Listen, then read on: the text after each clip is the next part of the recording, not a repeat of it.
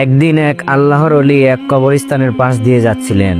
তখন তিনি দেখতে পেলেন কবরের ভেতর থেকে ধোঁয়া বের হচ্ছে এবং কবর থেকে কান্নাকাটির আওয়াজ বেশি আসছে। আল্লাহর ওলি ওই দৃশ্য দেখে থমকে গেলেন। তিনি দাঁড়িয়ে দেখতে পেলেন দুইটা কবর থেকেই ধোঁয়া বের হচ্ছে এবং ভয়ঙ্কর আহাজারি শব্দ বেশি আসছে। এরপর আল্লাহর ওলি সেই পাশের একটি গ্রামে গিয়ে উঠলেন এবং গ্রামের কিছু লোক ডেকে বললেন, আপনারা কি বলতে পারেন ওই কবরস্থানে দুটি কবর পাশাপাশি দেখা যায়? সেই কবরগুলো কাদের এবং কবরগুলো কার কবর? গ্রামের কয়েকজন লোক বলল, কিছুদিন পূর্বেই ওই পাশের গ্রামের একটি মেয়ের বাবা মা দুজনেই ইন্তেকাল করেছেন। তার বাবা চলে যাওয়ার 3 দিন পর মেয়েটির মাও চলে যান।